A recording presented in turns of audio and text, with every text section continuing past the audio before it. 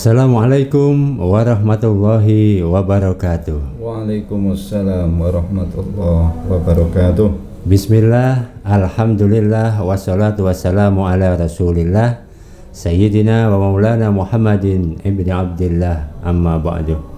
Dari studio podcast Bimas Islam, Kantor Kementerian Agama Kota Kediri, izinkan saya, Nuhdi Futuhal Arifin, berbagi ragam kajian Ramadan dalam sesi Bincang Ramadan podcast Kemenak Kota Kediri. Sahabat Bimas Islam, setiap kita tentunya biasa berdoa kepada Allah Subhanahu wa Ta'ala. Kita sering memohon kepadanya agar hajat dan keinginan kita bisa dikabulkan.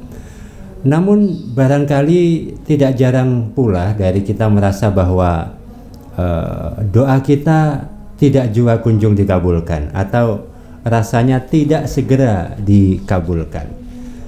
Nah, mengapa hal tersebut sering kita alami? Adakah faktor penyebab dan bagaimana seharusnya kita menyikapinya?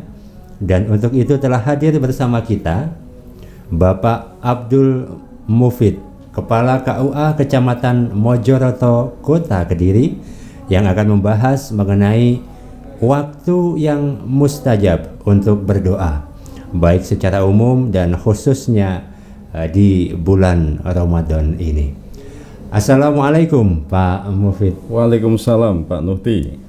Alhamdulillah, terima kasih telah meluangkan waktu untuk berbagi hikmah bersama sahabat Bimas Islam di dalam bincang Ramadan podcast Kemenak Kota Kediri hari ini. Okay. Tema kita hari ini adalah mengenai waktu yang mustajab untuk berdoa. Monggo mungkin Bapak Abdul Mufid bisa menyampaikan kajian untuk hari ini. Terima kasih Pak Nuhdi waktunya. Assalamualaikum warahmatullahi wabarakatuh. Waalaikumsalam warahmatullahi wabarakatuh. Kaum muslimin muslimat yang dirahmati Allah Subhanahu wa Ta'ala, dengan izin Allah Subhanahu wa Ta'ala, pada kesempatan yang mulia ini, karena bertepatan bulan suci Ramadan 1442 Hijriah, kita bisa bersilaturahim melalui media podcast Bimas Islam Kemenak Kota Kediri.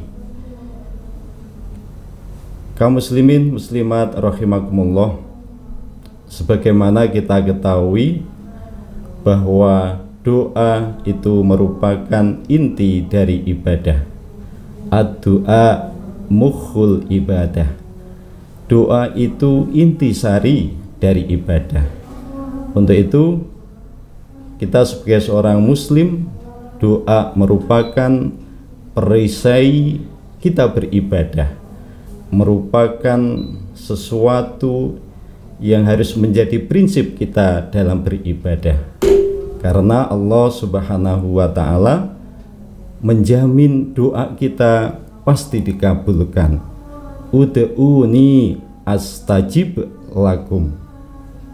Berdoalah kepadaku, kata Allah, astajib, niscaya akan aku kabulkan doa kalian. Kaum muslimin muslimat rahimakumullah,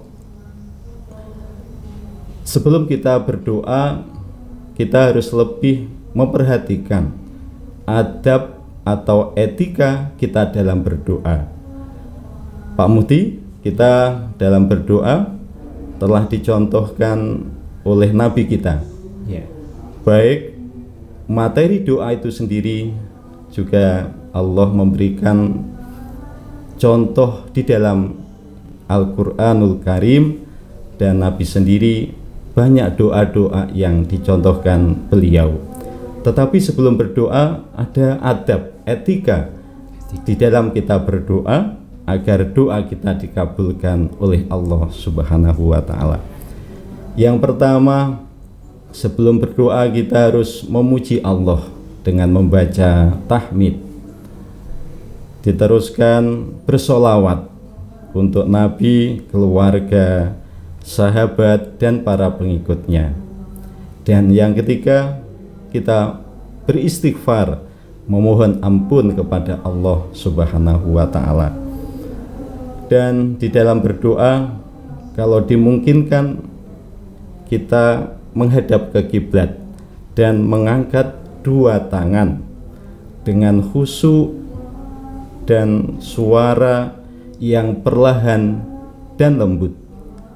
Dan dalam berdoa kita harus optimis, Pak Nuhti, bahwa doa kita akan dikabulkan oleh Allah. Karena doa kita pasti sesuatu yang baik, sesuatu yang bermanfaat. Maka kita harus yakin dan optimis bahwa Allah mengabulkan doa kita. Itu Pak Nuhti sedikit prolog mukadimah dari kami terkait doa. Terima kasih. Baik.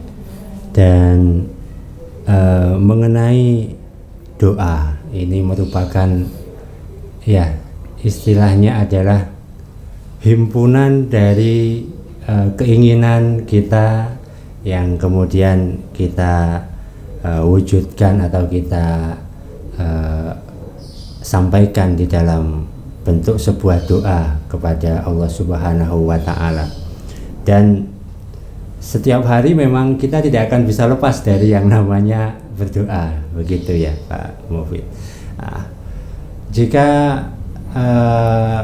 saya mengamati dari perbincangan dengan kawan-kawan secara umum, bahwa ada juga yang merasa bahwa sudah sering begitu berdoa, namun dia istilahnya itu merasa bahwa doanya itu juga tidak kunjung dikabulkan.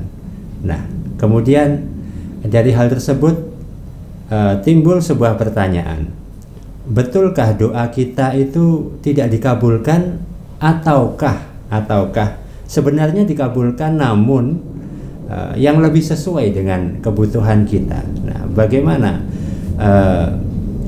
jawaban atas pertanyaan yang mungkin sering kita alami di masyarakat mengenai dikabulkan atau tidaknya doa ini?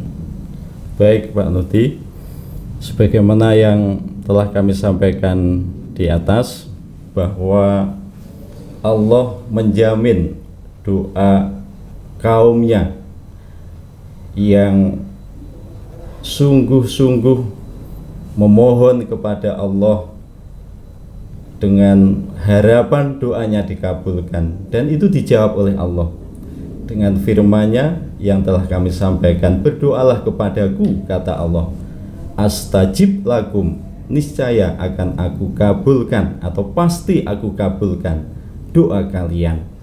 Artinya doa itu yang paling tahu manfaatnya adalah Allah. Si A memohon doa seperti ini, si B memohon doa seperti ini, Allah pasti akan kabulkan. Tetapi doa itu ada yang langsung terwujud, ada yang tertunda. Bahkan doa itu ada kalanya langsung diterima ke pemohon, atau bisa jadi ke keluarga, ke putra putrinya. Dan Allah Maha tahu apa yang terbaik buat hambanya. Dan Allah berjanji, innaka la tukhliful mi'ad. Jadi Allah tidak akan mengingkari janjinya, karena di dalam firman-Nya sebagaimana yang saya sampaikan tadi, Allah pasti mengabulkan doa hambanya. Dan betul kata Pak Ustadz Anwar Zahid, berdoa itu tidak boleh terperinci. Misalnya, ya Allah, berilah kami rezeki yang melimpah, Ya. Ya Allah, berilah saya punya ini. Tetapi doa yang baik adalah, ya Allah, anugerahkanlah kepada kami sesuatu yang bermanfaat bagi kami, bagi keluarga kami, dunia akhirat.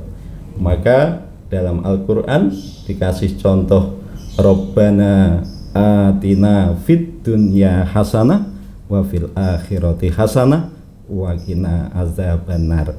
Itu mencakup semua aspek dalam kehidupan kita. Kita mohon kebaikan di dunia dan mohon kebaikan di akhirat, dan dijauhkan kita dari api neraka.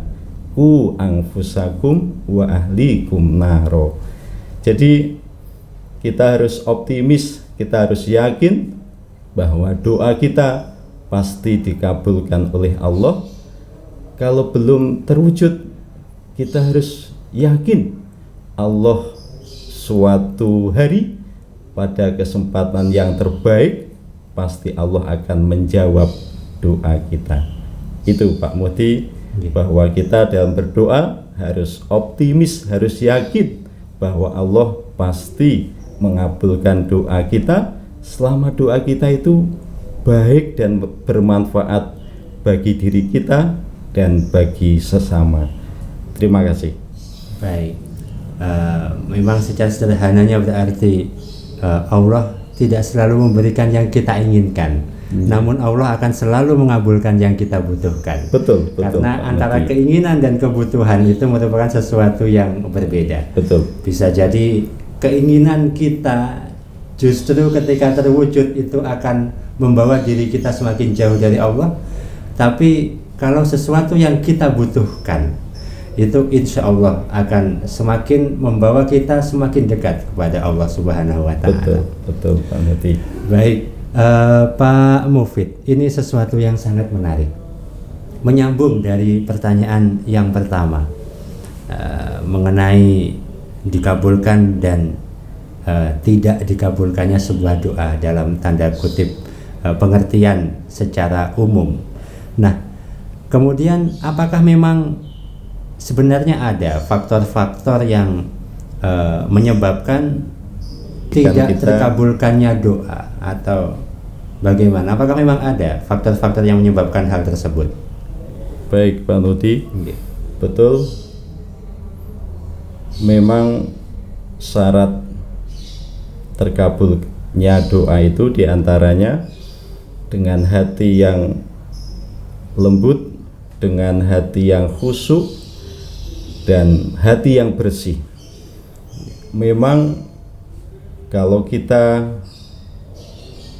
sadari bahwa kita itu tidak luput, tidak lepas dari dosa, baik dosa kepada sesama, hablum minan nas, dan dosa kepada Allah sendiri, maka dengan hati yang kotor, pikiran yang tidak jernih, dan semakin banyaknya dosa-dosa kita, otomatis itu yang menjadi halangan doa kita tidak dikabulkan oleh Allah. Tetapi kita harus optimis bahwa sebesar dosa apapun dosa hamba Allah, kalau ia mau bertaubat, taubatan nasuha, bertobat sungguh-sungguh dan tidak mengulangi perbuatan dosanya, Allah menjamin menerima taubat seseorang. Dan otomatis kalau seseorang itu sudah bertaubatan nasuha, insya Allah Allah akan mengabulkan doa-doanya. Pertanyaannya Pak Muhdi, apakah ada doa yang tidak terkabulkan?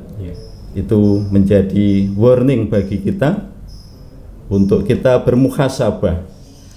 Artinya dengan kita bermuhasabah, kita sadar, ya Allah, saya banyak dosa, saya banyak khilaf, ampunilah dosa kami ya Allah. Ini momentum kita untuk bermuhasabah untuk tidak mengulangi perbuatan dosa kita, sehingga kita optimis dan yakin Allah akan menerima taubat kita dan mengabulkan hajat, tujuan, niatan, cita-cita mulia kita dan tujuan cita-cita keluarga kita.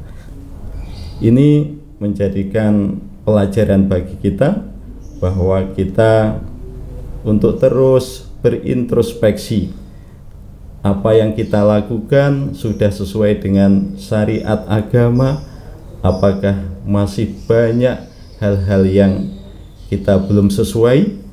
Dengan demikian menjadikan kita manusia yang selalu bermuhasabah, selalu berhusnudzon kepada Allah, sehingga kita lebih dekat, lebih menjadi seorang muslim yang baik.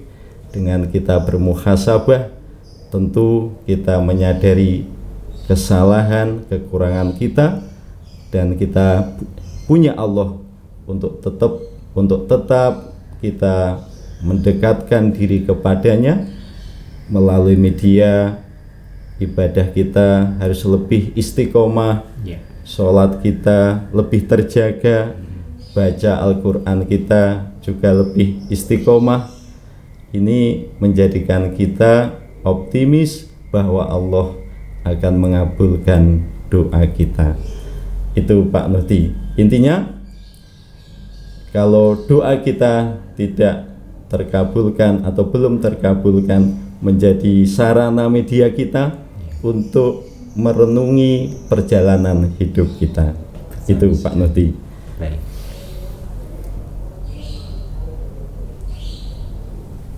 Closing aja Pak, bilangnya. Gimana? Di closing maksudnya. Oh ya. Nanti akan dilanjut lagi. Baik, sangat menarik memang pembahasan kita mengenai doa dan waktu-waktu yang mustajab untuk doa. Nah, karena memang keterbatasan waktu, kita akan sambung perbincangan ini di sesi berikutnya. Baik Pak Nuti.